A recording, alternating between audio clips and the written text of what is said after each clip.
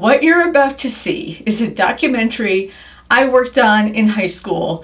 It's all about teen idols from the years 1990 to 1994. If you were a teenager or a kid in the 90s, this is going to be of particular interest to you. It focuses on that 90210 era.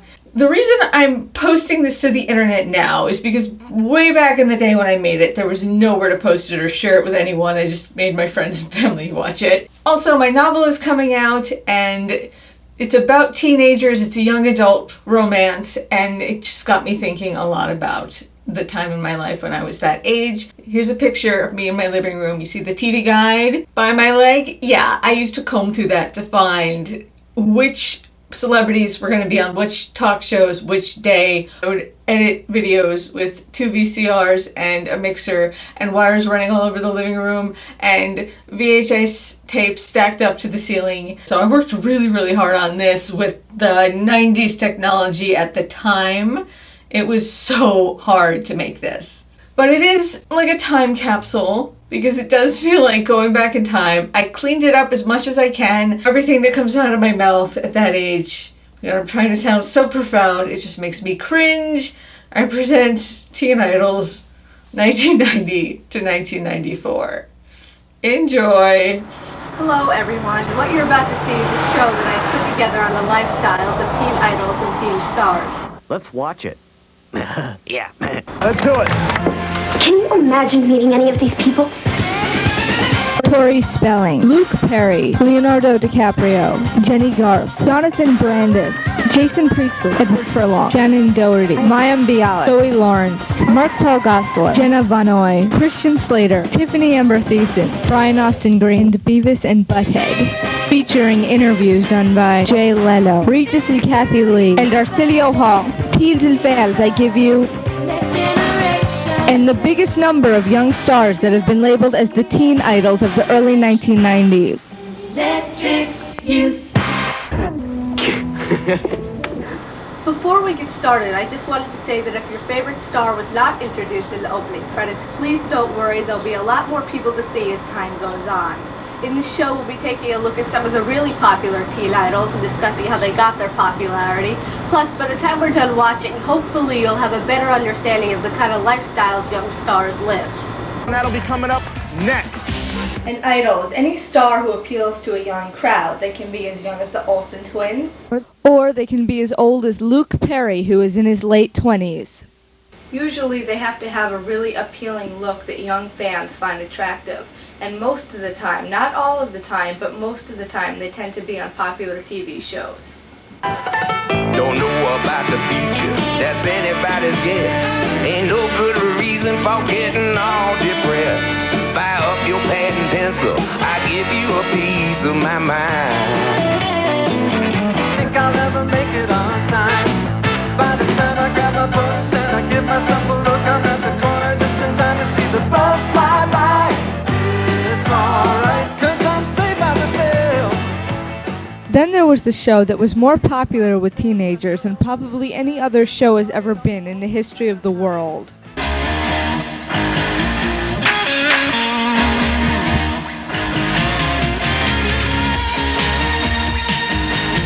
But for every show that's successful, there's about 10 that get canceled, and there was a time when even 90210 could have gone under. Yeah, we were in big trouble because not a lot of people supported our show. And I don't think the industry took a lot of notice of it. And finally, the public sort of caught on to it and started liking it.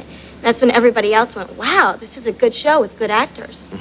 And that's when we got noticed, and Fox really gave us our chance, and we did summer episodes, and people just loved us, and now we're all like, wow.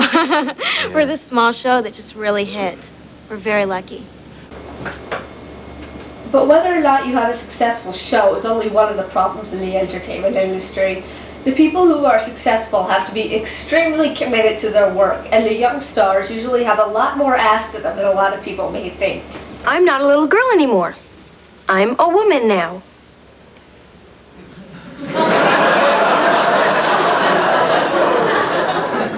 These people work so hard. Work sucks. Walk me through a typical day from the second you get up until the second you go to bed. A typical day. Well, I'm going to give you like the worst scenario of a day.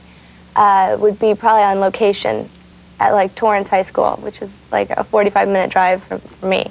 And a call would be at like 5:30. They give these odd calls sometimes. You get these 5:48 calls, 5:52. Oh, man. You get there, you go through makeup and hair for like an hour and a half. Go to the makeup trailer, sit in there for an hour and a half and get yourself all done up. Read your lines and rehearse with everyone on set. And then you shoot it, and you just go like that all day long. There's a lot of sitting around, though. It's not like you do scene after scene. There's rehearsals, there's scenes in between. You're a scene, you kind of just sit there, or you sleep in your dressing room, is what I do a lot, because I never get any sleep. Pretty monotonous. You wait around a lot. There's a lot of waiting around in the business, and it's hurry up to wait, you know? And we usually don't work anything less than 12-hour days. Every day? Imagine doing that when you were young, every time you had to go to work. Every time? Scenes will be shot over and over and over again until they're finally done right. It was terrible. Marker. Cut. That was nice. Mark. Cut. Cut. Cut. Print. That's a wrap. So it's hard and quite exhausting. I'm really, really tired, and I just want to go to bed. You usually get done and you go home, you clean your face off, and you go to sleep. It also affects their personal lives. Then you go home, and you have messages from your friends going, let's go out, and you're going, no, I got to go to bed, and you just crash out. I work more, that's all. You don't have time for a social life? I don't have time for girlfriends? I don't have a social life.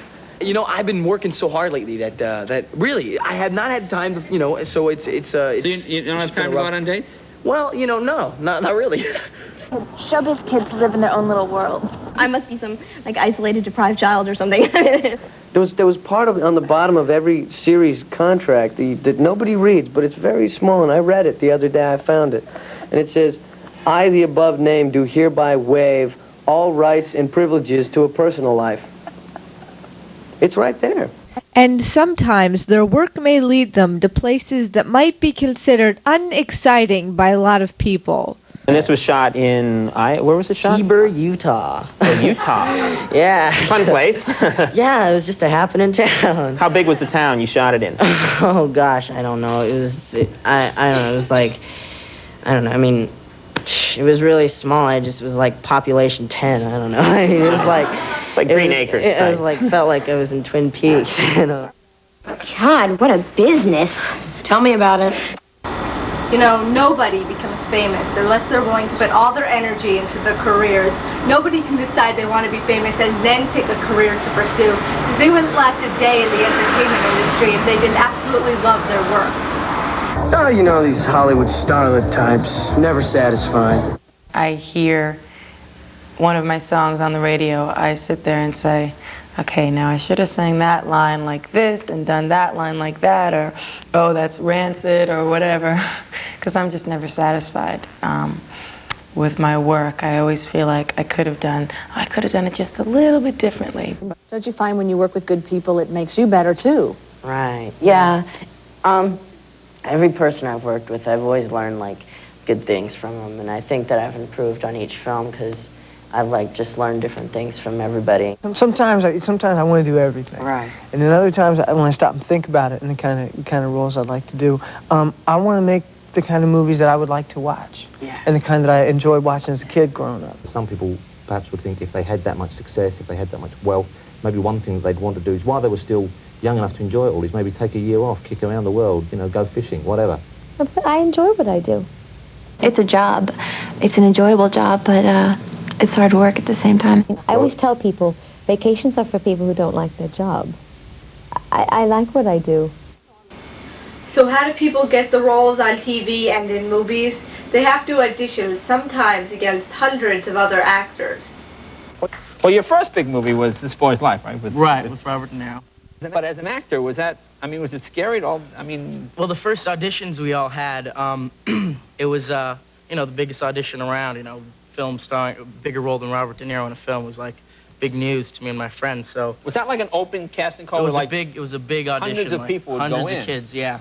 Hey, you know what would be amazingly cool? What? What if they picked you out of this audition? I mean, out of these hundreds of people. So, I mean, They're probably gonna go with some goofball starlet type with big hooters.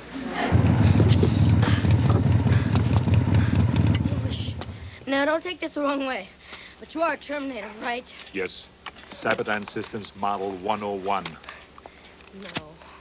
Now, were you real nervous when you went in for this audition? Well, the first audition I wasn't really nervous about.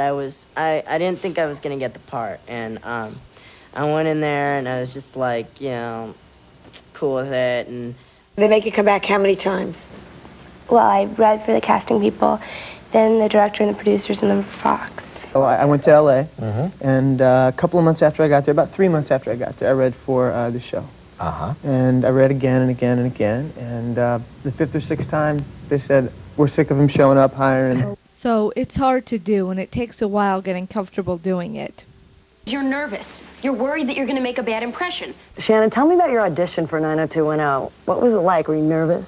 It was pretty hectic. I was very, very nervous. My first meeting, I went in and I just met the director and the wardrobe woman. It was all very bizarre, and I just sort of met them, and they said, okay, now we want you to go read for everybody. So I walked over to the next, okay, who's going to be in there, who's going to be there? I walked in this gigantic office, I mean, huge, and it was like Aaron Spelling, Vincent, and the director, and all these people, and they were all just staring at me. And, you know, I had to do a good job and concentrate, but I was so nervous. It was unbelievable. You know, still, that same amount of fear, you know, I guess what happens is, I don't know, the more experiences you have, you develop a certain amount of courage, you know, and I guess an ability to just walk through your fears, you know. So I went in there, and it was really sort of a nervous experience, and everyone was really waiting to read with Big Bobby D, you know. Everyone was Bobby really D? nervous. Yeah, that's what I call him.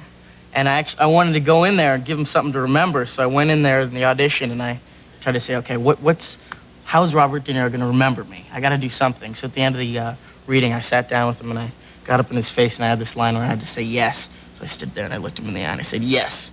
And I stayed there for like 10 seconds, and I said, wow, he really digs what I'm doing, you know? He likes this. And he started cracking up in my face. Oh, nice. And I was like, wow, no way I'm going to get this part, but it ended up working out, and I got it. I was doing the scene, and I had to make up the scene as I was going along. It was a scene when I'm tuning up my bike in the beginning, and Janelle comes in, and Mally Finn played Janelle, and so I was just pretending like I was fixing up my bike, and then you know, she walks off, you know, the stage, just making them like want to cut the video on me, and then like I said, hey, get back here, frog lips, you know, and like the scene just never ended. I just kept making her come back, and like the scene ran on for like 15 minutes. So. And they liked that. Well, yeah, I guess they liked it. You know, I was just having fun, you know. This kid's a maniac, yeah. Every time, it's not like you get to go into an interview for Terminator 2 all the time. No, so. that's great. Well, you obviously had the right attitude for it. After the actors get the good roles and they start to become successful, their popularity builds, and then they start to develop fans.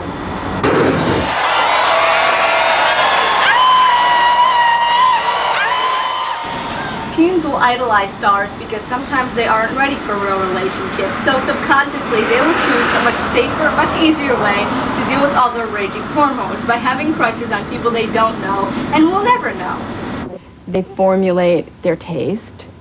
You know, what is appealing to me? What kind of guys do I like? In a real safe way, because they're not really involved in a relationship yet. I love you. I want to have your children. I want your body very badly. They're just saying this because they don't have boyfriends. I do. It's interesting, and it's something that I think that you hope for as an actor. You know, you hope to be a successful actor, and part of being a successful actor is things like, you know, the warm reception from people. And It's good to know I have a loyal support team. But there's nothing you can do. There's nothing you can't go to school to learn how to deal with it. There's no school that says, you know, at Juilliard they don't have, you know, fan appreciation 101. Fans are, you know, they can make or break something, and you know, I mean, I have some of the greatest fans in the world, and these guys are just, I don't know what I'd be without them. So, God, it's just been great. I am everywhere. I am inside each and every single one of you. Young stars dress really well. They all have great hair and perfect skin and everything else fans would like to have. So it's no wonder why so many teens try to emulate them. And here are all the young stars who have been really popular over the past 4 years. All the girls and guys teens idolize. You are the one, supreme being, just dressed to kill and fulfill just any dream. The whole world doesn't like a guy at school. The whole world likes a guy on TV. Heart's desire, all hips and lips. It's great, you know. You walk out and people scream. I'll be honest, it makes me feel sexy.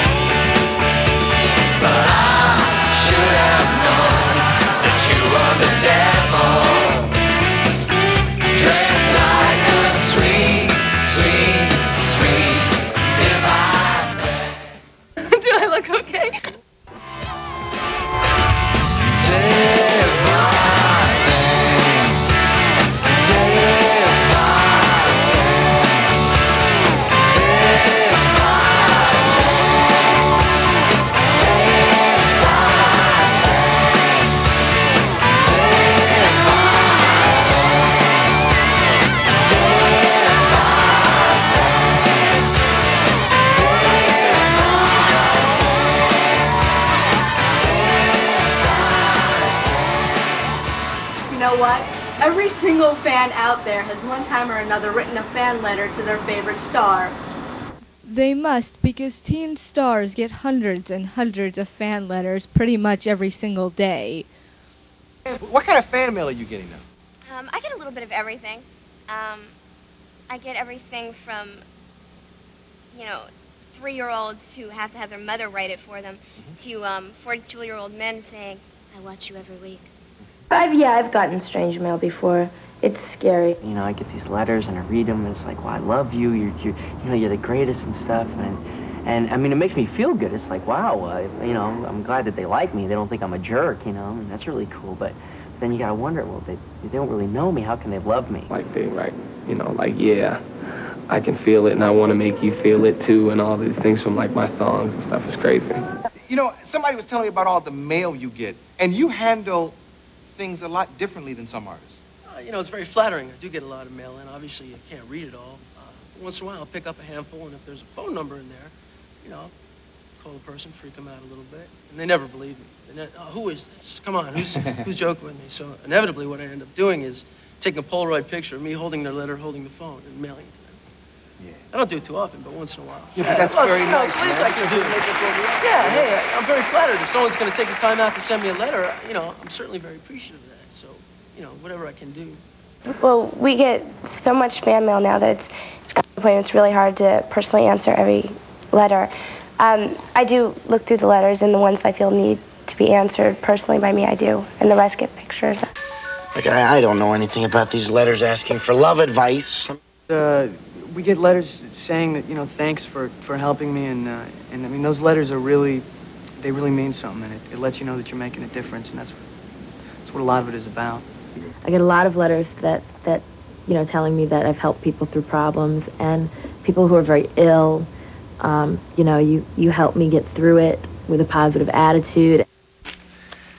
Well, maybe this is the answer to everything. Last year, Six's parents got divorced.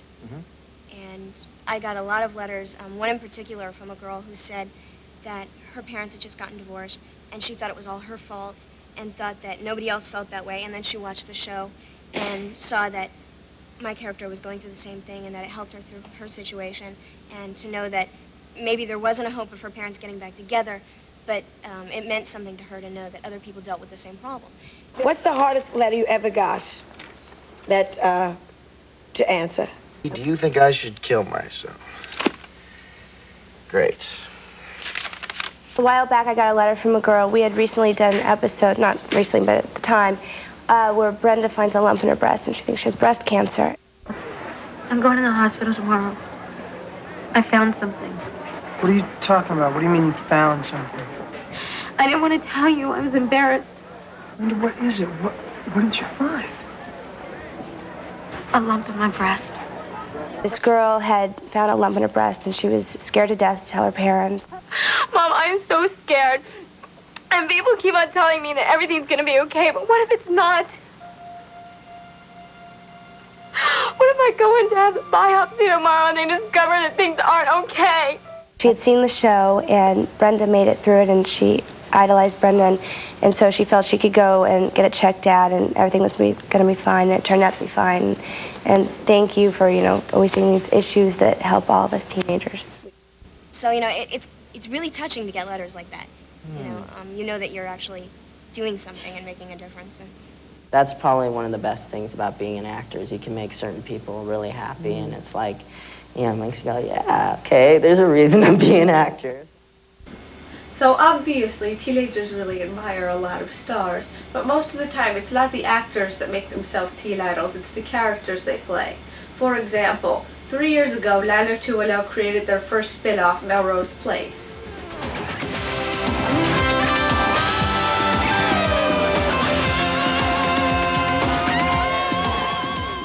And everyone thought it was going to be just another teen show with Grant Show and Andrew Shue as the next Jason Priestley and Luke Perry. But the subjects on Melrose Place were geared towards adults so much that teens never took enough notice of it for it to become a teen show.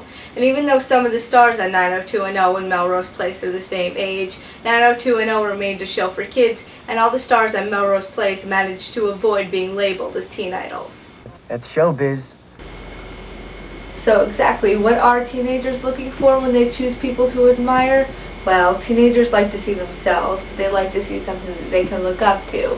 And that's the case when it comes to 90210, I think, because over the past few years, that show has dealt with a lot of problems and issues that teenagers can relate to.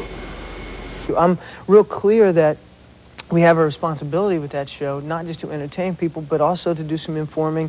We've done shows about drunk driving, teen pregnancy, teen suicide, AIDS, date rape, things that are very relevant to the youth of today. And at the same time, it's real easy for kids to idolize these characters. The fancy cars, the perfect skin, the hair that never looks out of place, the expensive clothes, the enormous houses, the perfect parents. On the surface, these characters have everything every teenager could ever want. Like old times, huh? Look, what do you want, Vinny? I want to know what happened to us. You do, huh? Let me refresh your memory.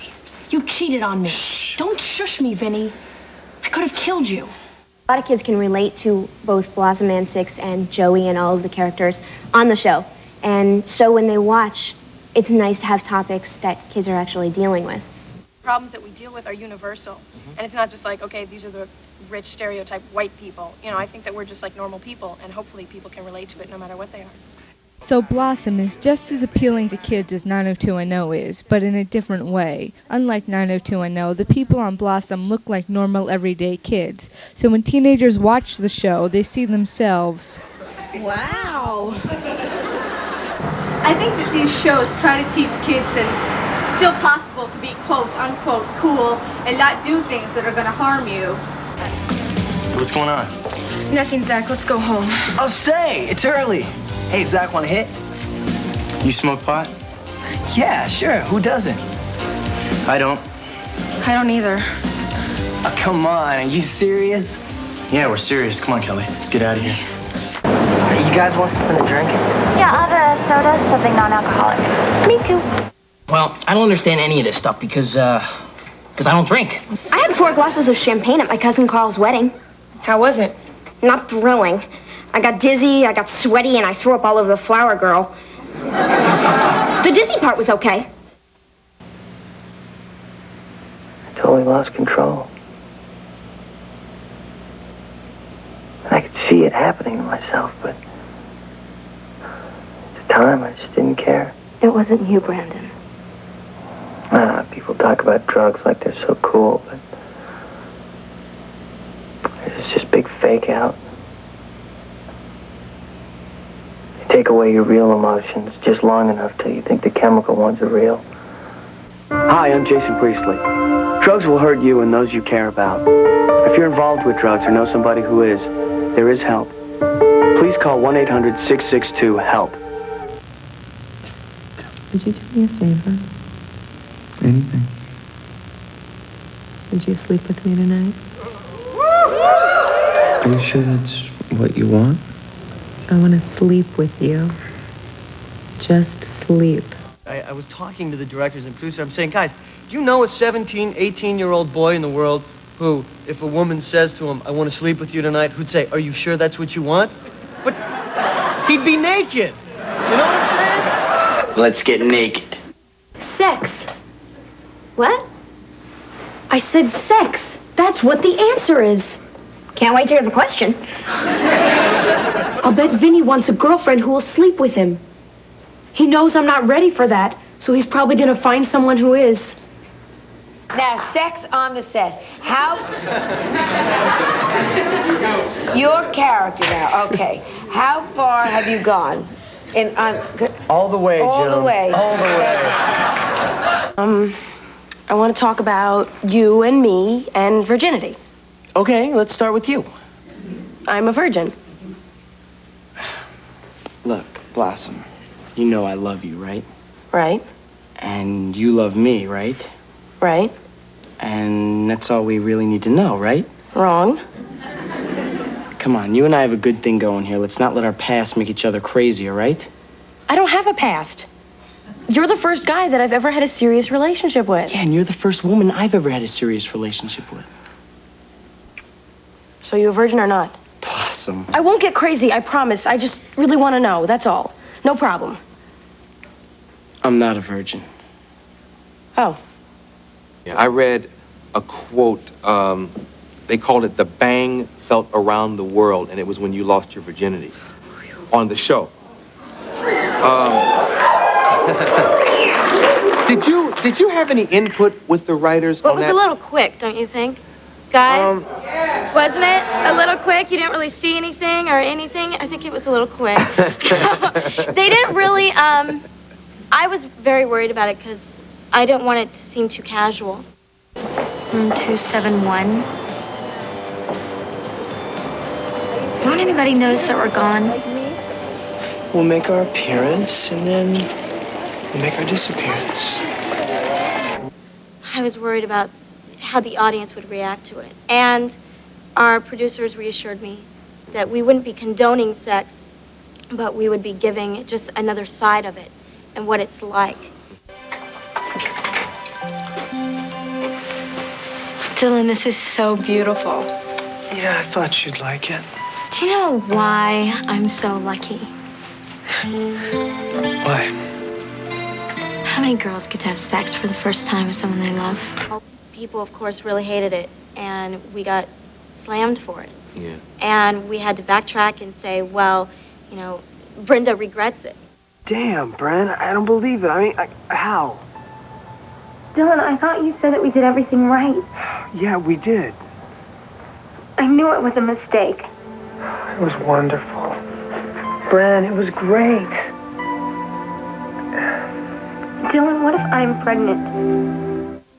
And the interesting thing is Luke and I sort of sat down and discussed it and said, do you really think our characters stopped having sex?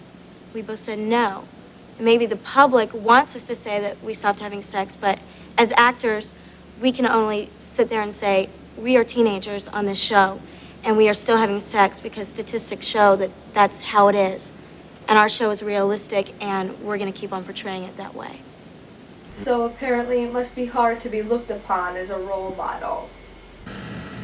No, if you're willing to accept the responsibility. I think when you fantasize about someone, you don't want someone perfect because you don't view yourself as perfect. What about smoking, though? You smoke. I do smoke, and I think that is you know, quote unquote vices. I think that's probably my only vice. It's added pressure, you know what I mean? Because then it's like, you know, if you do something and some other kid goes out and does it because you did it, then it's your fault in a way. Kids come up to me and they say, you know, you really shouldn't smoke. It's bad for you. And that is fantastic that message has gotten to kids, because and you know what I say to them? I say, you're right, and I do it, and I shouldn't, and don't you ever do it. Yeah. You know? So it comes down to the old parenting thing, you know, do as I say and not as I do. Yeah. And Performers are the only people in the world who get idolized by thousands at a time. Therefore, they're the only people who get begged for signatures. I must have signed 100 autographs already. How about you guys? Tons and tons. Oh, lots. Whole bunch. Do you meet people in public who are surprised that you're twins and it's not one girl, really? Do you sign autographs? Yes. At the height of her popularity, Debbie Gibson said, "It's really important for me to take time out for fans to sign autographs or whatever. I feel very in touch with that because I'm such a big fan of so many artists myself. And, you know, I ask for autographs, too, from people." You have a lot of fans. What was the funniest, strangest, most memorable, most touching moment that you've had with a fan? Probably the most memorable was I was in New York and I did an episode of the Maury Povich show, and I met a girl from, I think it was either Starlight or Make-A-Wish Foundation, and I met her on the show, and it was real touching. It was a nice experience, and she was a sweet girl, and I keep in touch with her now. And if you're out there, hello.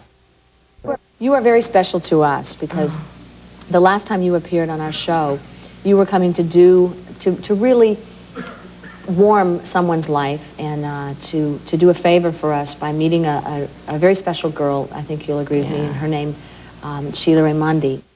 Something like that. It was a very special moment because she was a lovely lady and meant a lot to us. And I wanted to share with our audience a clip of what it was like when you last visited here. So here's what that looked like.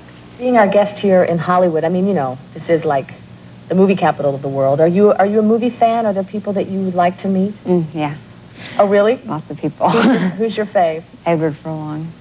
Eddie Furlong, the actor? Yeah. What would you say to Eddie if you got to meet him? I don't know. I have no idea. I'd probably faint. I hope you won't faint because Eddie's here. Oh, my God. Edward Furlong. And all these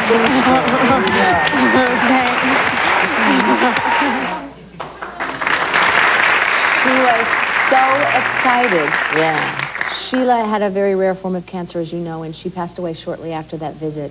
Yeah, And I know it meant the world to her, and I've often wondered what it meant to you. Well, you know, just looking at that clip, it's like it's really hard to look at that. But it also makes me happy that,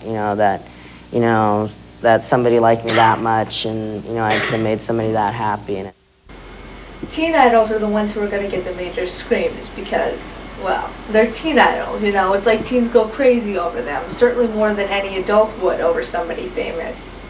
Lately I've been traveling around the country to radio stations doing in-store signings and things like that, and the response has just been, I mean, you know, 3,000 or 4,000 people show up.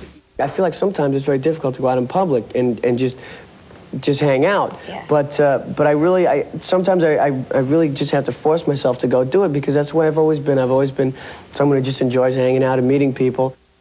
Do you wear disguises and stuff? Do you ever do anything to keep your peace so you don't have to just... Yeah. I was at Disneyland yesterday, and I didn't get hassled until the very end when I took off my hat and you know, people said, "Oh my God, isn't that her?" No, that's Mickey. Yeah, I mean, I went into a mall, you know, and my hair kind of gives me away a little bit, you know, so I stick it up in a hat and wear shades and big baggy clothes, and no one, I mean, every once in a while people realize, but I've been all right. Are you able to, like, go out and hang out outside of, like, the house, of your house? Yeah, once in a while. It's not too bad, but then I don't really have the desire to do that a lot. I'm not terribly social in that regard. I mean, I have friends and I like people and everything, but I don't like to go out a lot. Yeah. But a lot of fans recognize you here, right? Yeah, we were actually, I was down with, because Mark Paul's here also, but he's doing some other stuff, and we went down and went shopping yesterday with his mother and went down to Soho and Greenwich and we're, you know, like this, and they're like, "That's Carrie and Zach," you know, and it's like, it's so weird because you wouldn't think New York would be like that because there are so many people. No, they're very happy to see the personality types, yes, you know. The thing is, everyone's looking to meet their favorite star. Aren't we all? And sometimes we get lucky and find that someone we're looking for. But wouldn't you be embarrassed to talk to somebody famous? But what do you say to them when you run into them? Holy shit. I've always wanted to meet you. Will you autograph this for me? I would faint and run to him. Probably scream. I'd go stop him and say, hi, I'm like one of your biggest fans. Probably faint, then talk. Shove into his arms and kiss him. I would grab him and then kiss him. I don't think that fans really anticipate what they're going to go through when they run into their favorite actor, sing, or whatever. They just think, I'll just walk over to them. But when it really happens, it can be a little overwhelming. It traumatizes them, sometimes beyond recovery. Oh my God. It's okay. Next victim. Hey, how are you? Settle down. Come here. It's okay. Don't be nervous. Give me them hands. You're scaring me. We'll all gather around and swoon. We were singing, we were doing the video for You're in Love, and there was this one guy, remember him? He was at the end of the stage going, Carney, please, give me your autograph, crying, tears streaming down his face. He's like, I'm gonna die. And by the end, he was like, he had no voice left. He was hoarse. He had no voice.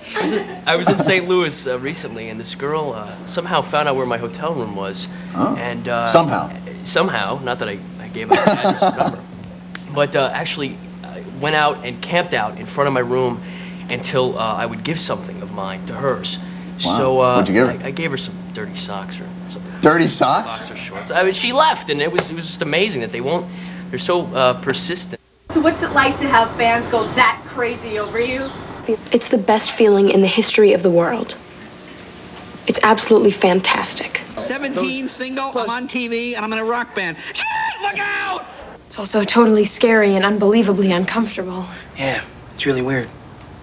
But I think the scariest part is when stars get surrounded by hundreds of screaming fans and they're all trying to get at that one star at once. I mean, kids have actually been killed because of mob scenes like that. All hell breaks loose. Too many people. Yeah. There's just too many people. About a year and a half ago, I went around the country doing these autograph parties things at like malls, and there was one in Paramus, New Jersey. It was like about 10,000 people in this mall that could hold about 3, and it was and there was like 35 state police and bodyguards. It was unbelievable, and I walked in and I had to crawl through masses of like people.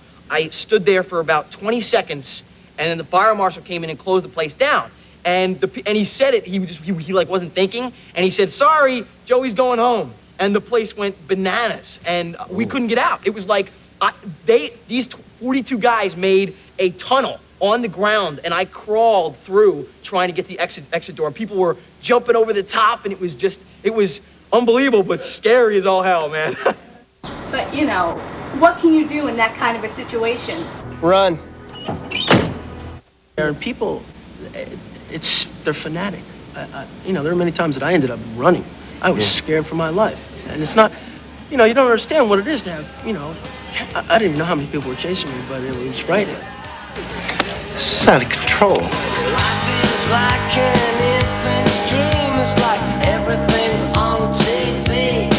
The fans over there are really, they get really crazy. So, you know, at times that can be fun. At times it can get a little crazy. Yeah.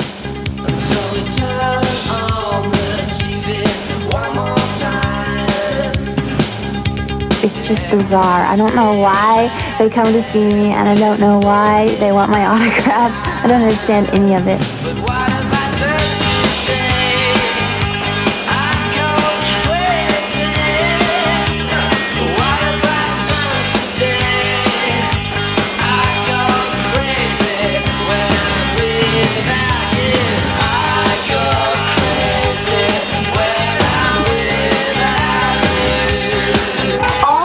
Lives, we have stars that we look up to.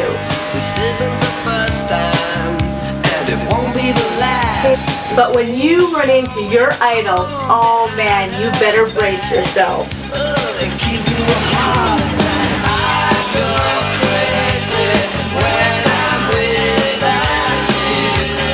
Crazy, I go crazy when I'm without you. Crazy,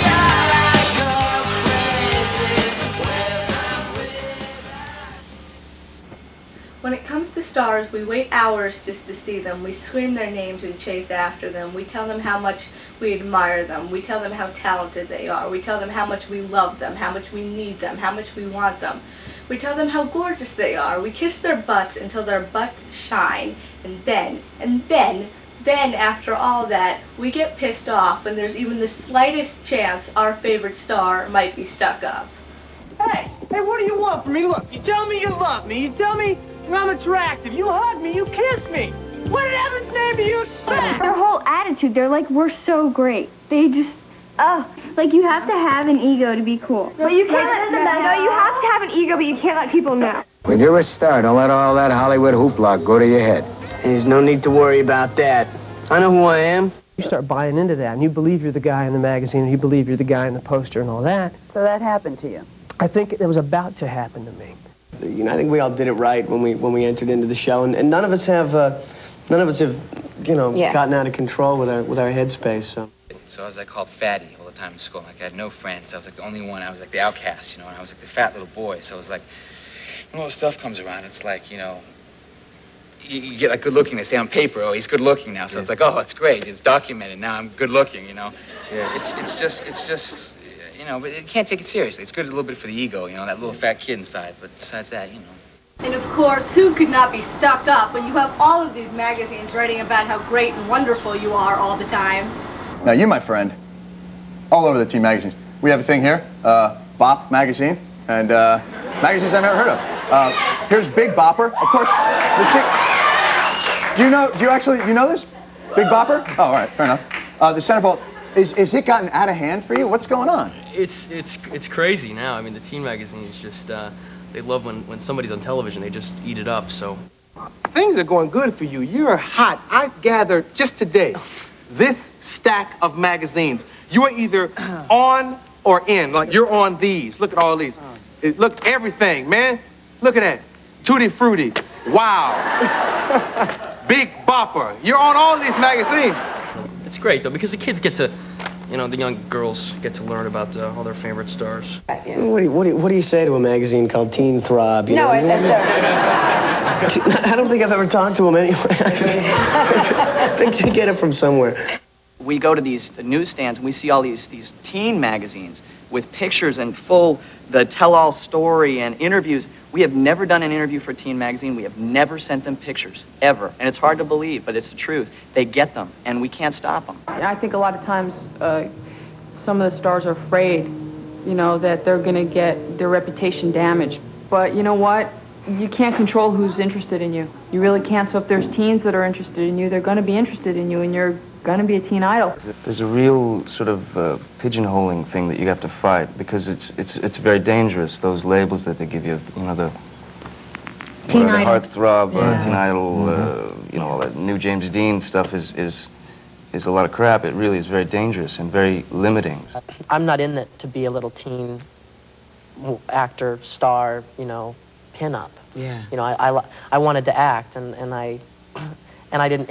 I fell into this to such an extreme that I didn't have any aspirations to be real famous. It's extremely important that their parents tell the kids or whoever's the authority figure in life to let them know that Michael Jordan or Fresh Prince or anybody, these aren't people that you idolize. You can admire their accomplishments, but you don't idolize these people. You don't know anything about Michael Jordan except that he can dunk.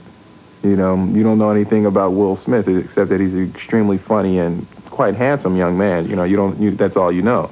So I mean, it's important to search your immediate life for your real idols and your real role models. That person that makes sure you eat every night. That's a real role model.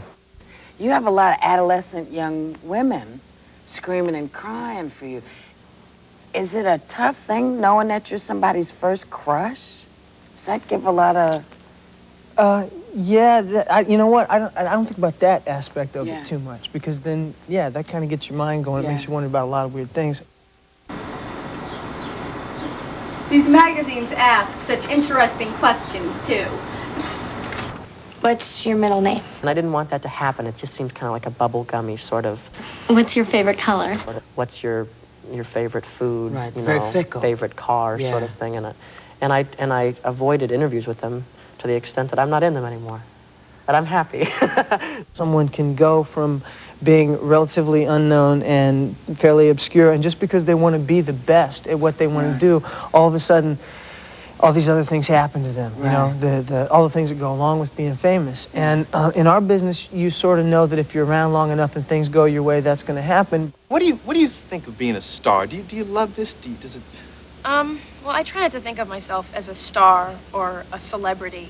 I'm an employed actress. You know, this is my job to do what I do, and what people make of it is really up to them. But as for me, I never did it for the fame or the fortune. I just love what I do, but it's my job, you know? Some people like to be a doctor, and some people like to be lawyers. I like to act. So give me, give me, give me, give me, give me what I cry for.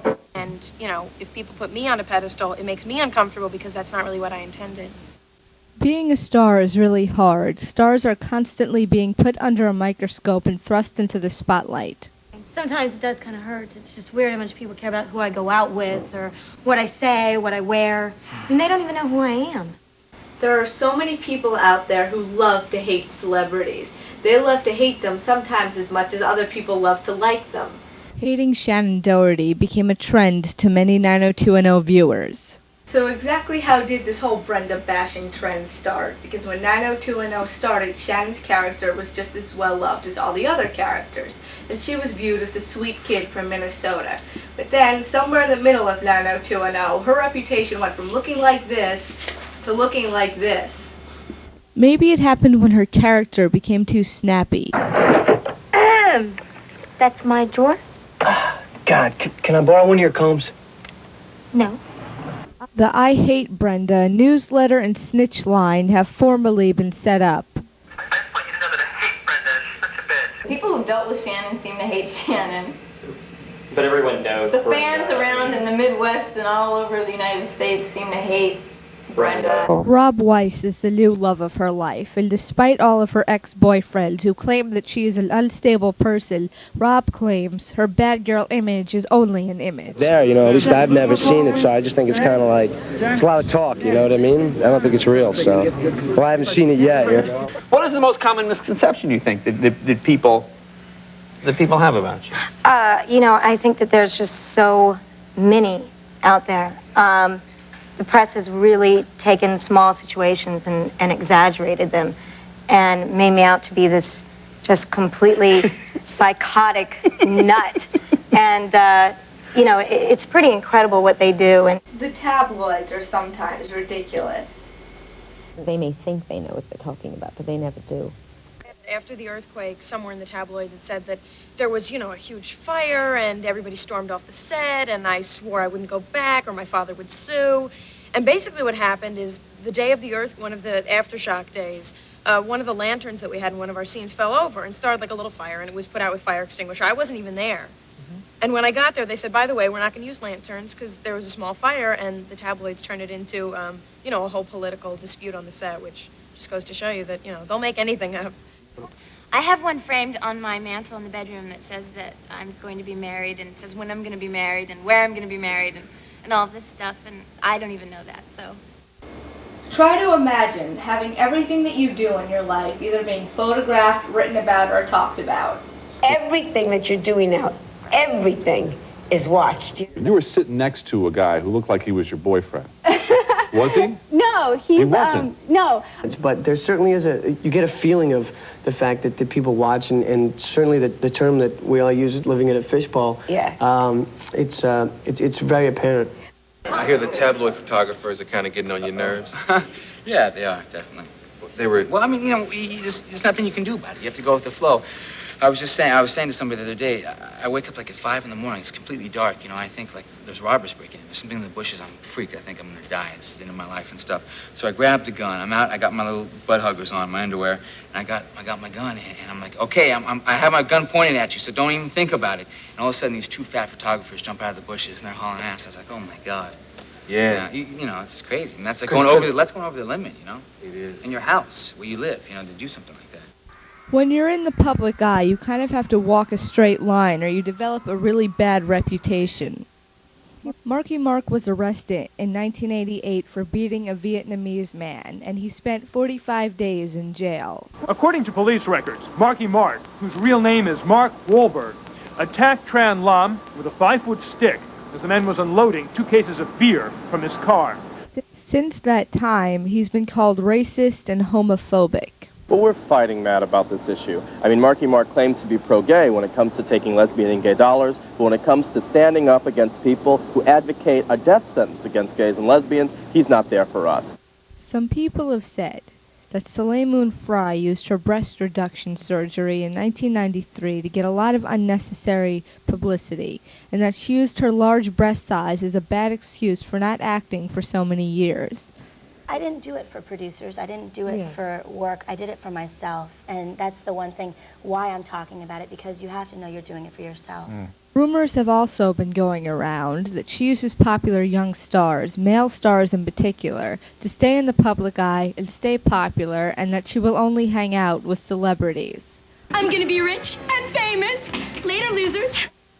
Well, fortunately, not every star has been that harshly trashed, but bad rumors still manage to spread around. How do rumors get started? Started by the jealous.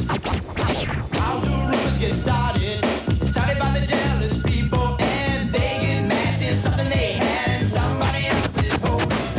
Rumors like Tori Spelling is just on 90210 because of her father's position as the show's producer, even though she denies this and says that she got the part of Donna because of her great audition under an alias. They had to know it was you. Well, of course, down the line, but not originally, actually. No, the casting people. They just, you went in as who? Tori Mitchell. Another rumor is that Joey Lawrence is stupid in real life, just like his character on Blossom. Whoa, I don't know. Eddie Furlong comes from an extremely broken home, and his mom is a real wacko. Come on, it's an old bullshit story. It has also been said that he is now an insomniac as a result from his twisted childhood, and when he is able to fall asleep, he has horrible nightmares. How does this one grab you? Mayim Bialik hates Joey Lawrence's album, and she is very jealous of his success as a singer. You like his music? I think it's great. I mean, I think that it's a... Hey. You know, Mayim was hired as the star, and Joey sort of took the thunder around, and then they painted bad blood between the two of them. And I've read a lot of, stuff about how I'm jealous of him, and I just want to say now that it's not true. Tori Spelling and Jenny Garth are both bimbos. You don't have to broadcast it. But how close is this to the truth? Oh, I don't know. This is hard. What? Jason Priestley is a conceited jerk. What, do you believe everything you read in the tabloids? I can't go no place without somebody pointing a finger. I can't show my face cause when it comes to rumors, I'm a dead ringer. It seems from rumors, I just can't get away. I bet there could be rumors floating around on Judgment Day. Y'all write my congressman and tell him to pass a wheel. But the next time they catch somebody starting rumors, shoot to kill with you. All right, right now let's just clear something up. Joey Lawrence studied subjects in high school like Latin and trigonometry. He also had an extremely high grade point average. And I really don't think that Maya would waste her time being jealous over him when she has so much success herself. Eddie Furlong claims to laugh at magazines that make his life sound terrible. Jason Priestley sounds like he's about the farthest thing from stuck up. And if the public didn't like Tori Spelling, she wouldn't still be on 90210 after 4 years, no matter who her father was.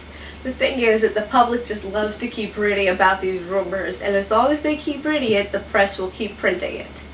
That still doesn't change the fact that this kind of stuff is wrong. So how do stars avoid getting bad reputations? They don't give the press, or the media, or the public any reason to dislike them or question their actions. It's a tough business, isn't it? Oh, yeah, it's very tough. You got to watch what you say, but... They will never let you know that they dislike anybody else in the world. And everybody's best friends with everybody else. You're going to work with Macaulay? Are you already working? I already worked with Macaulay. I just finished a film called The Good Son with Macaulay Culkin. And how is it working with Arnold now? Do you enjoy that? Is that fun? He's got a sense of humor. Yeah, he's real fun. He's a great guy. He has a great sense of humor, and he played a lot of practical jokes. And he was a nice guy to work with. He taught me a lot. And what's he like to work with? Lots of fun. We basically hit it off. We were really good friends. Yeah. You know, and between scenes we'd we'd go make forts and play war and stuff like that. You know, kid stuff. But it's not only about what they say, it's also about the way they look. Not necessarily the way they want to look, but the way they have to look. You know, it's funny. They don't allow us to have any facial hair on the show, but when I graduated high school, I had a goatee. And Eddie Furlong had to get all his long hair cut off after Terminator 2 to film his next movie, American Heart. Well, you look good other than your hair. Speaking of the kid, here's Eddie right here getting a haircut and not too thrilled about it. It's hard for a lot of teenagers today because there's so much pressure to always be flawless and perfect, especially in the entertainment industry. Young people have a lot of insecurities, and we live in a day and age where there's a lot of things going on in society, let alone confronting the fears of being a woman. So I started becoming really insecure with myself before, when my breasts started developing, and especially rapidly. I put on a few pounds, so, you know, I just wanted to get rid of it and get back down. I went up a size in my clothes, so I needed to just start all over. So I got a personal trainer and I work out with him 4 days a week, and I lost weight. I mean, yeah, people started looking at me and thinking, oh, well, she can't play a teenager now because of her breast size. She looks like a woman because she's so chesty. But you know, is it a lot of pressure? You've been on television for so long, and the audience is involved, and there are producers involved, and you've got your friends all kind of pressuring you to be a certain thing. Does that factor into your decision? It does. I mean, being on television definitely has made me more conscious of my weight and what I look like. And what about a few years back when Tracy Gold was working on the TV series Growing Pains, and she developed a serious case of anorexia because of all the pressures of being on TV? Candace knows about this because her older brother Kurt Cameron played Tracy's older brother on the show. It's been a little easier for me because I know, she had a lot of people telling her that she needed to lose weight, on the show. And, the producers or no one ever told me that I had to, that they didn't like the way I looked, but they were real appreciative, and they made me feel really good and let me know that they really did appreciate me losing weight, and they thought that, I looked great and that they want me to keep myself this way. I think that when it comes to the way they look, each star has their own individual look or style, and that style eventually becomes like their trademark. Like Luke Perry's sideburns or Eddie Furlong's long, shiny hair. I'm looking at your gear, man, and you're doing some things I've seen, some things I'm a little confused about. What's that tied around your waist? All right, well, this is just something that I started on the show about 1.5 years ago, and I don't know, it's just the flannel tied around the waist, As far as jeans, ripped jeans, I just like them whether they're in style or out of style. You know, I see you, actually, I've seen you more without your pants, actually, now that I see you. This is kind of odd to me to see. I mean, all the Calvin ads and all that kind of stuff. I mean, where did that whole thing start with this? Well, I had been wearing the underwear, and actually, I'd been pulling my pants down on my shows and stuff, and it just, started such a trend. It's so easy to want to copy somebody when you look up to them. It's pretty easy to glom onto someone else, but the problem is that once you're inside that person, no matter how cool they are, you just want to say, ugh, wait, let me out, I want me. I mean, I've actually heard of people going out and buying clothes and not really being sure why they like that particular item. And then later on, they realized it looks like something that they saw their favorite star wearing. So people are starting to do things like you do them. I guess. I don't know. You see, I go to work every day, so I don't really see how the public's reacting. And when I go out in public, it's nice to see the reaction that the show's getting. It's really flattering. It's like a passing phase or just something people consider maybe to be trendy or something like that, to, jump on the bandwagon. It's pretty funny to have people copy what you do because I don't give too much thought to what I do. Like, I got my hair cut, and then I went and did a show, and there were all these people that said, we got our hair cut just like you. And I said, oh my God, it's kind of scary to think that people are going to react to you that quickly, and when I didn't even give any thought, to me it was just a haircut. And it's not always just a case of what they look like, it's also about what they do, like Joey Lawrence's or Mariah Carey's. Who decided that your character would talk so damn fast? I don't think I really decided that until I kind of read the script, you know, and they gave it and put it in front of me, and I kind of looked at it, and kind of just came naturally. I don't know. I've been doing it ever since I was 1, and it's just, I don't know. Now, it is true that the world is an extremely money-hungry place, and if you can market a product that is popular to teen stars, because it's based on teen idols, you'll be rolling in the dough. With New Kids, I mean, you couldn't go wrong. I mean, we had over 4,000 products out there, different products, and everything was selling. New Kids sleeping bag, New Kids phone, New Kids dolls, New Kids Walkman, New Kids puzzles, New Kids tapes, New Kids books, New Kids videos. Now 90210, man, this thing has gone through the roof. I mean, you on shirts, you on underwear. Now, I saw something in the store. I couldn't pass this up. This is the Jason Beverly Hills. You know, no. Can we get a shot of this here? This is...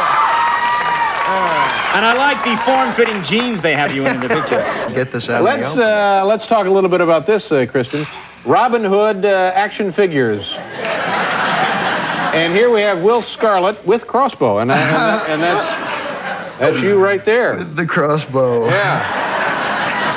The likeness. An arrow you can insert into the crossbow. The likeness is uncanny.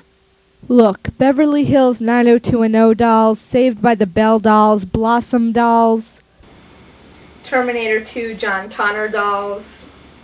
Everything was selling, everything. So you couldn't go wrong. I mean, you could say a sock, a pencil with a piece of dirt on it, you know, a towel from underarm deodorant. I mean, anything was selling. I don't want to get into all the craziness, you know, maybe a few T-shirts and maybe a hat, you know, just something that I would wear, you know, of another group, you know, like a T-shirt and a baseball hat. Is there a whole clothing line with Blossom? Based on the show, yes, there is a clothing line that Disney has put out and it's entitled Dress to Express by the makers Enchanté. And it is a clothing line based on the different fashions that all of the characters on the show are wearing, because a lot of kids watch the show and say, wow, you know, that's very cool. And they start going out and buying clothes that look like what some of the characters on the show wear. And so they thought it would be really nice as a back-to-school fashion project. Advertisers know that our society loves to copy famous people, and that is why products are not only sold on stars, sometimes stars are used to help sell products. We've got advertisers begging for our attention. It's a lifesaver when you need thirst, quenching like a kiss with a lime and twist. Now you know that's kicking. Word, so drink up is what you gotta do. Why? Cause I like the Sprite in you. How are you? Thanks. Some for me. Diet Coke. Aren't you from, West Orange, 07052. 1-800-COLLECT. Here, have a Sprite. See, Linda? It's all an illusion. The only thing that isn't fake is this and us. Linda? Have you checked into the numbers at Calvin Klein? How have sales increased since you got involved? They're making loot. Really? They're making loot. I don't know why they don't say Marky Mark on them drawers. It's just amazing how they start. I mean, these kids have been acting and going to school and just working professionally since they were just like really little kids. I always wanted to be a performer from the time I was like 2. You decided on a career at 3? I did, believe me, I did. And my parents thought it was a passing phase. And I think that I probably believed it was a passing phase for about a day, and then decided that I really do mean it, you know. So it took me until I was about 6 and a half. You're a big veteran. How long have you been in the business? I've been doing commercials since I was 4, so... Since you were 4? Yeah. I went to performing arts school for music. For music? Oh, okay. For music. They had, like, a really good jazz class and stuff like that. This was for elementary school, and it was on the USC campus. And I took a drama class and did some student films for guys who were, like, in the graduate program over at USC, and I did a couple of those and just thought it was cool. And started doing really dumb commercials, and then just got hooked into it. Now listen, I mean, this is Joey Lawrence, but you remember the days when he was with Nelly Carter. Give me a break. No. Come on. Wait, Sandy, show him when he was little on Give Me a Break. What do you... Remember when we faked sick so we wouldn't have to go to Lynn Tucker's ballet recital? Your face turned red and you wheezed real loud. That was the best sick I ever saw you do, Matt. Thanks. You were good too, Joey. And before that, do you know that Joey actually got on the Tonight Show with Johnny Carson and sang "Give My Regards to Broadway"? Give my regards to Broadway. Remember me to Herald Square. Hello, the gang is 42nd Street, then I will soon be there. I had done a lot of commercials in New York when I was 5. I did like tons the first year, and you know, he was always the type to have guests on every once in a while that were not really in the mainstream yet. So you know, he had me on. I was just lucky, and that's sort of what really started everything. How old did you say you were the first time you came here and played? I was 13. It was just after Beaches had come out, so I was 13. How old were you here? Sandy, show me this. No. Complacency is now our biggest enemy. So, study group tomorrow, 4 o'clock. See you later, guys. Bye. Rita. 4 o'clock. I did that at Paramount. Oh, I'm very embarrassed. Now, Those how are old my were real teeth also. Those little buck teeth. I was, well, I did a few, but that was probably before Beaches. I was probably 11 or 12. Before 90210, I know that you were a successful child actress, both in movies and on TV. What was the first series that you did? Oh, I did Little House in New Beginning with Michael Landon. Oh, you did? Yeah, it was really wonderful. It's a fabulous group of people, very nice and like very giving, and it taught me quite a bit. Because we have a clip from, I hope you don't mind. Father Murphy. Father Murphy, yeah, okay. Can we show that? Here you go. How old are you here, about 11? 10 Okay, and a half. Hey, Drew. Yeah? What would a boy have to do to make you like him? I don't know for sure. Well, if you think of something, tell me. All right? All right. If I think of something.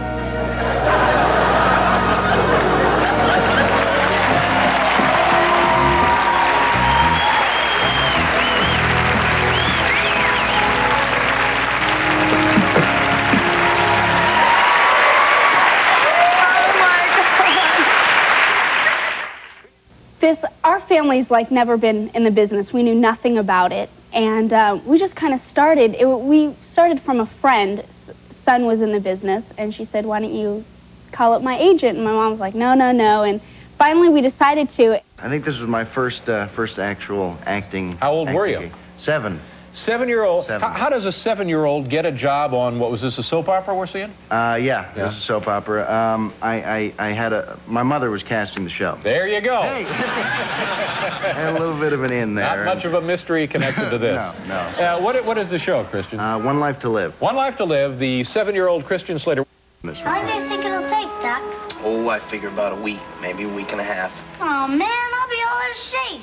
Listen, buddy, the longer you stay off that skateboard, the longer your chances to live are. Oh, man, a dumb rock out of nowhere in the middle of the sidewalk, and then bam. Yeah, bam is right. Listen, I want you to stay off of that leg. I want to see you again in a week, all right, buddy? Yeah, Thanks. We're there. See ya. Child actors can stick to the same shows for years. Mark Paul Gosselaar did Saved by the Bell from the time he was like a really little kid, and Blossom was on for several years, and Joey Lawrence and Mayim Bialik continue to do the same thing. Then there's that 1 in a million chance of getting discovered. Well, where exactly were you when this happened? I was at the Pasadena Boys Club, and the Pasadena Boys Club is where like kids hang out and have fun. And they send casting directors there sometimes to look for kids. And the casting director, Mally Finn, was looking for a person to play John. Did you know she was looking? Were you in the building at the time? No. Who sent you? You've been together since you were kids, right up there in the Boston area? Yeah. What, 15, 16 when you started together? 15 years 14, old? I was 14. Hanging around a street corner, starting singing, and then... Sort of like that, yeah. Who was it who discovered you again? Maurice Starr. Well, it's better for him not to make it too fast. It really is. You know, this casting director's looking at me and smiling at me, but I mean, I didn't know it was a casting director. It's this weird woman, and I'm like, who the hell is this woman? And she's smiling Out at the boys' club, yeah. You know, and she came up to me and she said, "Can I talk to you?" And I'm like, what's this about? And she said, "I would like you to try out for a movie." And she said what movie, but me being so excited, I didn't even hear her or listen to her. And I just like, you know, she took down my number and, you know, she took a picture. I mean, Why me? Chris Kelly and Chris Smith, otherwise known as Chris Cross, were also discovered one day when they were hanging out at a mall near their home. The scout that discovered them wasn't even looking for anyone specifically. That's what kills me. He just saw them and liked the way they looked together and asked them if they had any talent. So they told him they were rappers. Eddie Furlong's American Heart co-star Tracy Kapisky shares a similar discovery story to his. And it's kind of one of those Hollywood stories. You know, she was walking down the strip here in Los Angeles, and some guy tapped her on the shoulder and said, "Hey, you want to be in a movie?" And she said, "Yeah, right." Kept working. He said, "No, I'm not kidding. Come and do this interview, and And so her curiosity got the best of her, and she checked it out, and she's up on the screen. Well, now, how has your life changed? It's totally changed. One night they're losing sleep over Beowulf, the next night they're losing sleep because the studio screwed them on net points. I know that getting discovered is something that every actor dreams about, but when it really happens, is it really that great? No. First, you have to deal with everybody else's resentment. We hate you guys. You had never acted before? Never. Never before. Yeah, well, that's just so wonderful to hear. I think I hate your guts. Then there's that stereotype that gets put on people who get discovered, and that is that you're a pretty face, no talent, and that you're going to lose your fame just as quickly as you got it. We're not going to make it, are we? You must pay your dues. There's no way out of paying your dues. If you make it fast, you're still going to have to pay them. And it's more crucial when you make it real fast and you got to pay them, because you think the world loves you and you think that everything is going to just stay like this. I'm going to stay on top. I think it's tough for a lot of actors because, they get in, they have a movie come out, or whatever happens, they hit, celebrity status, or wherever they go, and they don't know. They don't know what to do next. What do I do now, I don't think they necessarily would know how to deal with it the way somebody who's already had, things that they've done reviewed and criticized. I mean, you start to get a thick skin, and you know when someone's taking a shot at you and when they're not. And people who can't handle it generally don't last. Speaking of having a thick skin, nobody's tougher than a recent high school graduate trying to make it on TV, into the movies, or into the recording industry.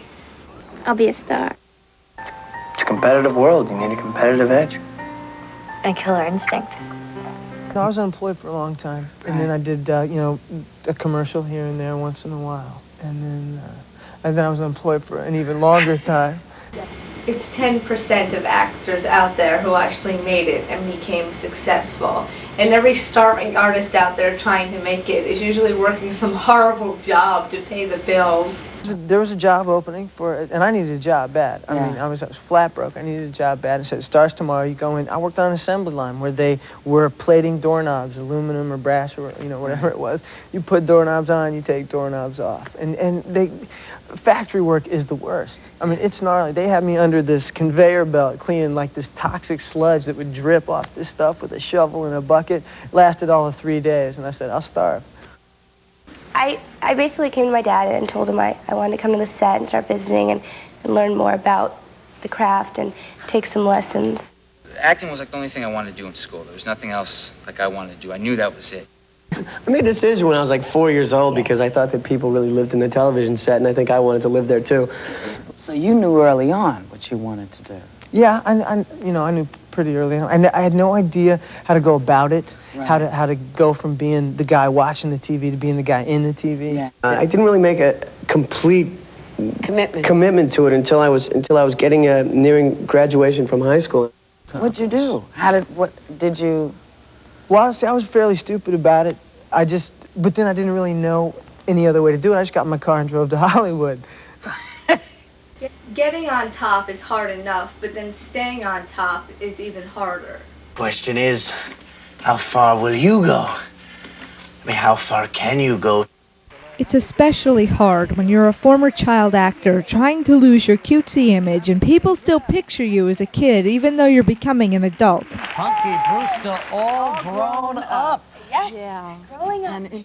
I don't think that anything can really hurt you if, you're for real. I feel that if, God forbid, this all didn't work, I need something up here to fall back on. So I've kept school definitely in the forefront, and I feel it's extremely important.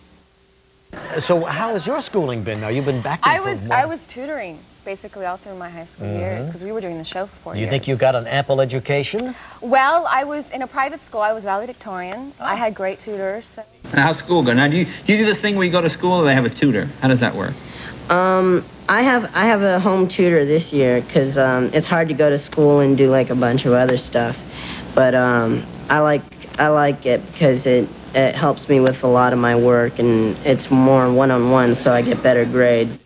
My school was a professional school, so a lot of the kids were in the business, so it was pretty funny. It was like a big laugh ceremony, and everyone was laughing and all that. Do those professional schools, do they really prepare you for acting? Well, it wasn't actually a school for acting. It was a school for kids who have to have school on the set. I got you. Basically, so when you have hiatuses and all that, you have to go to this school. The only trouble is nobody to really cheat off of. You can't. No, you can't do that. For really successful teens, it changes around their entire adolescent years, and they miss out on a lot of things that normal kids take for granted.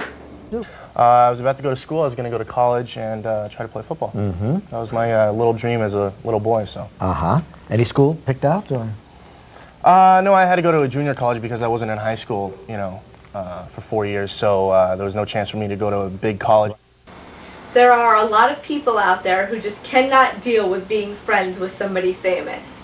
Like one of the problems is a lot of people place a stereotype on people Right. who are in this Mhm. business because they see us on TV, but they don't know what we're really like. And so it's very difficult unless you really take the time to get to know us, to know what, you know, for instance, what Jenna is like rather than what Six is like. How much of a strain does it put on a relationship, though? I mean, is it a constant worry? It depends on the person. No, seriously, I know the people that we hang out with are usually people that are in the business. Because that's easier or what? Well, it's not that it's easier, it's just that that's the people we're around all the time. Plus, You know they what I understand mean? what you're doing because and they you have a job. understand that if, you know, you have to go somewhere, you have to put all your concentration into your career, your show, or whatever.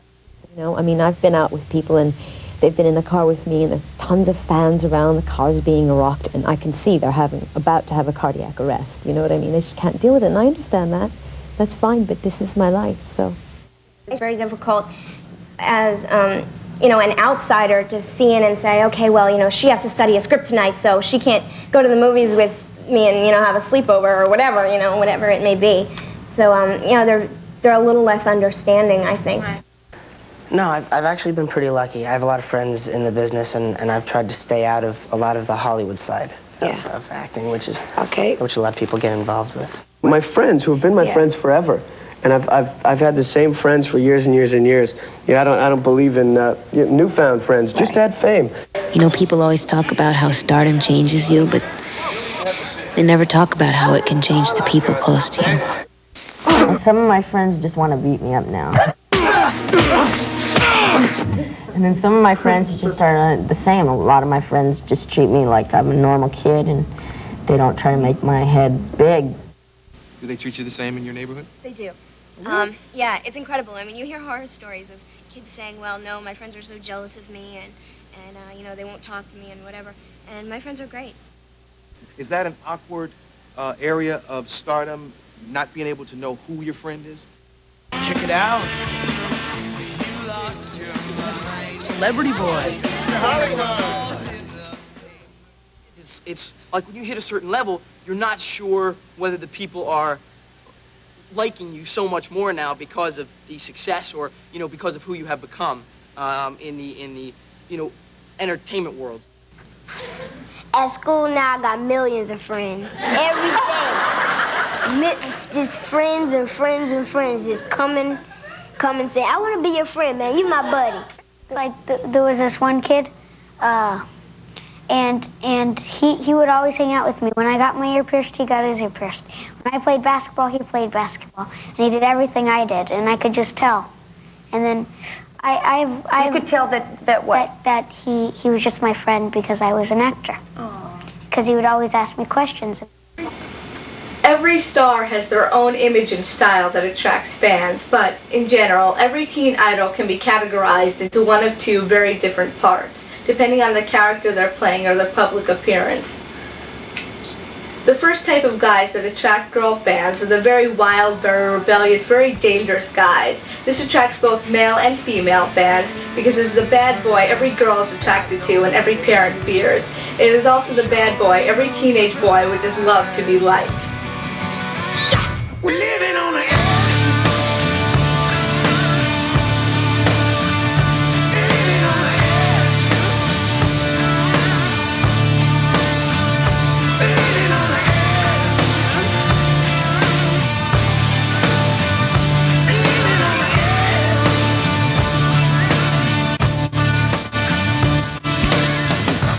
The second type that the girls are attracted to is almost the opposite extreme of the rebel, which is the very sweet guy, the very sensitive guy, the very romantic guy, again attracted to that fantasy of romance.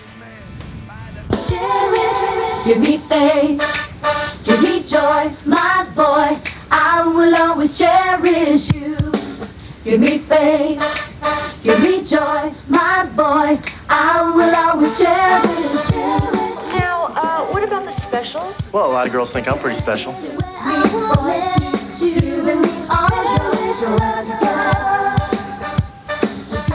You're crazed with desire for me.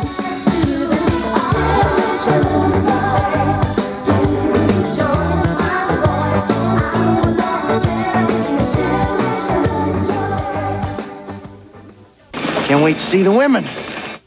And now we've come to the part of the show that I'm sure all the boys will like the most. The girls. The girls. I don't know that there really are any female teen idols. I don't think females create idols out of other females. The girls also have two different images. The first one is the one that gets every teenage boy's heart pumping and hormones raging. Foxy lady.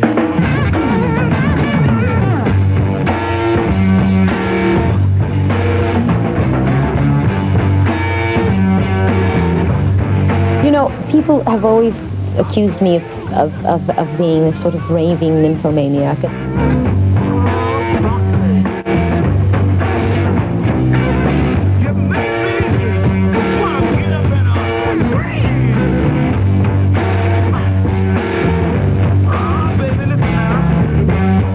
I think that I look good with my clothes off and I like my body right now. I cast myself in those characters.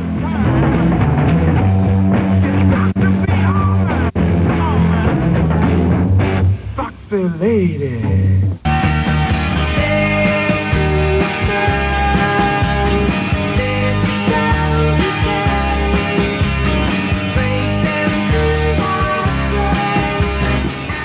Then there's that more sweet and innocent image that a lot of guys like. And the girl fans, instead of romantically fantasizing like they would with a boy, would kind of dream about being that person's friend. And, you know, that's happened with people like Jenny Garth, Tori Spelling, and Tiffany Amber Thiessen.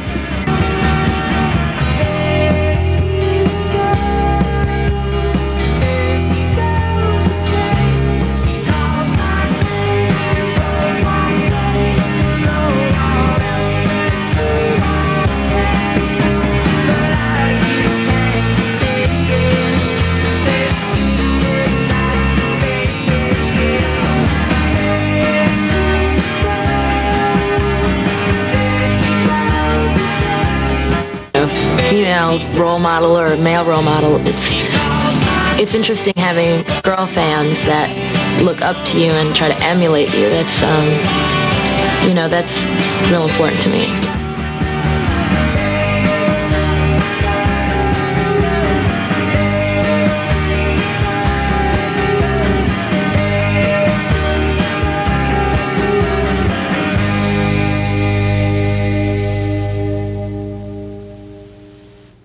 Is there any advice that you would give to people that are thinking about a professional career in acting? I say go for it. If you want to do it, go for it. That nothing is impossible. That I really believe you should continue studying, though. As an actor, you should always be, working your craft, your skills. Practice up, get good at it, and don't try to do too many things at once. I know this is your first audition, but if you decide to do this as a profession, you will audition many times a week. You become numb to it. I think really it's about 10% of actors that are consistently working as professional actors. If you really want something, you have to go after it. Hard. Can I see your pictures and resumes that you have there? Is it important to have a couple different looks like that? Yeah, that way your agent would submit you accordingly to which part you were auditioning for. Well, like, here's one that's the girl next door, whereas this one is a little bit more like there's more behind her eyes. If you're a mom out there or here in the studio audience that wants to get your kid into the business, how do you go about it? I'm going to ask Sheila first. Well, your best way is to get a really good picture of your kid, a school picture, anything that you think looks really like him or her, and go to Screen Actors Guild, get a list of franchised agents, franchised Screen Actors Guild agents, and send that picture out to all the different agents that are marked children's agents. Just make sure that no matter what you're trying to do, the right door's open, because there are a lot of sleazy scam artists out there who will take your money and then do you more harm than good.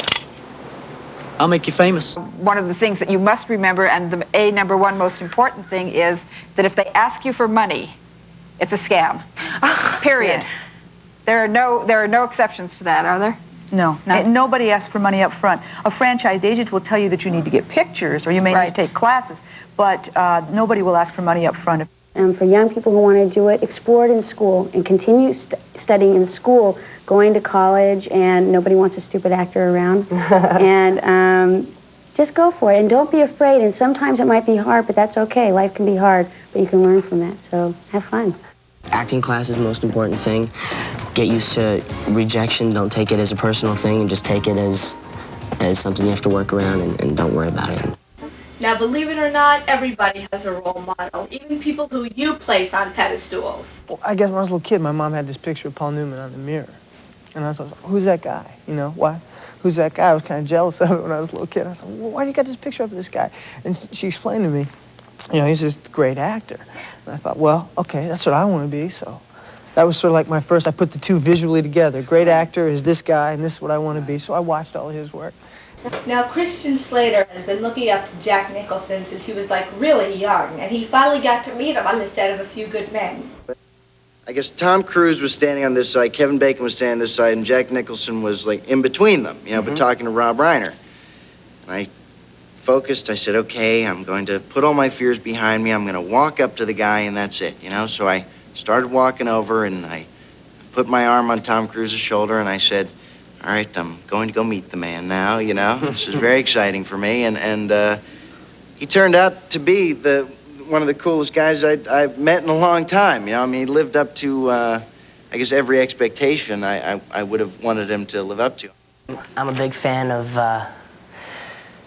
Boys to Men and Color Me Bad. For some time, I had a crush on Andrew Shue, I must admit. I admire Spike Lee, maybe not for what he's saying, but for his determination. So you got to meet Dylan. How did that happen? Yeah, Bob Dylan. Yeah. No other Dylan. Yeah.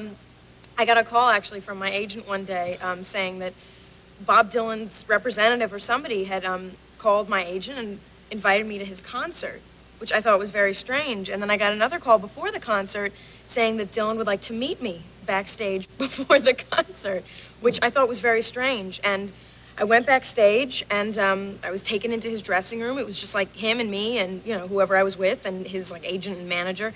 And he kissed me on the cheek. He was really nice, very intelligible. I wish I could tell you the conversation we had. I was, you know, just sort of standing there looking up at this guy, you know, I've wanted to meet for years and years and years, and it's all kind of a blur to me. He just said that he likes me and wanted me to enjoy the show. So we saw the Dylan concert, and it was just very strange because, you know, the Bob Dylan that I know is this kind of recluse, and, you know, meanwhile, he could be a Blossom fan. I don't know. He probably is. He might be. I don't know. Who have you met that you're just thrilled that you met? Because this opens so many doors to you. Well, a lot of fun things have happened. Like at the Golden Globes, I was presenting, and I presented an award to Burt Reynolds, and Burt was great. He comes up on the stage, and you know, we all shake hands, and, you know, the all very perfunctory, proper thing to do. So what happened when you met Arnold? I was at a rehearsal, and we were rehearsing for the movie, and Jim told me that Arnold's coming. And I went, okay, oh great. And then he comes in there, this big guy, with these dorky, flowery shorts, and they're like Hawaiian shorts. And what did you say? Who's the dork? Good. No, he might beat me up. But he came in there, and I went, hi, Eddie. Just shook his hand. I guess on drugs or something. And he gave his little speech, and he turned around, and he went like this to me. He just was standing there with the big tough hand, and I go, what? He goes, shake it harder. So then I just shake his hand harder. And I came over, and I put my hand down low, and he said, and he came, I went, damn. And, and then he just went like this and grabbed me, and I was going, oh my God, Burt Reynolds hugged me on a stage. I can't deal with this. This is, this is too good. Oddly enough, I have absolutely nothing else to say. That's all, that's it. Let's just finish this one up.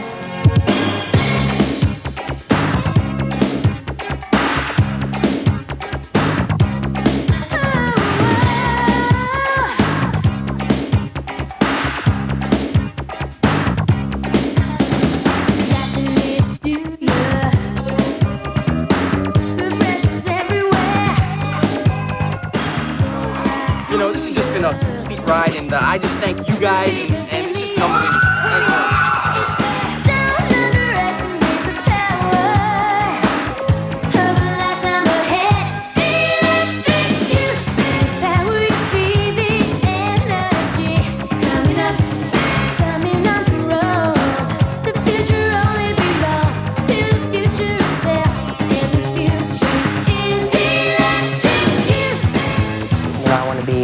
Working with people like Sean Connery and really making good quality stuff, But I guess you can quote me on that.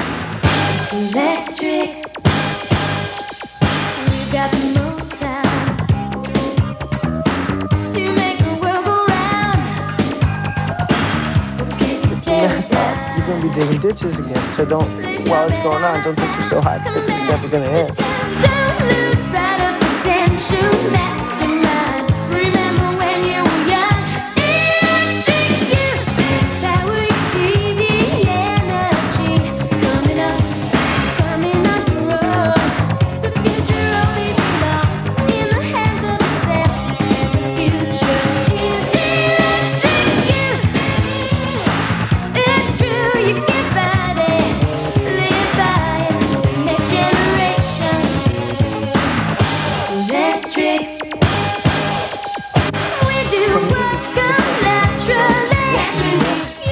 You got a lot of people looking, seeing what you're gonna do next and how well you're gonna do it and all that. That's where the pressure comes in for me. And nobody really puts any more pressure on me in that aspect than myself. Don't you think what we say is important?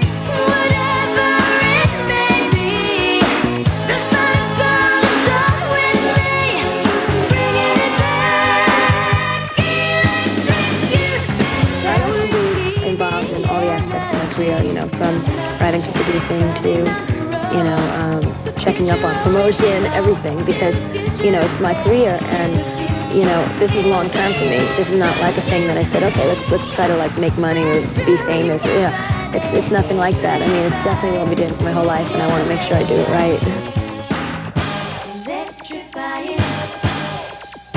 Next generation, inflation, relaxation, generation, electric youth. Hasta la vista, baby. Hasta la vista, baby.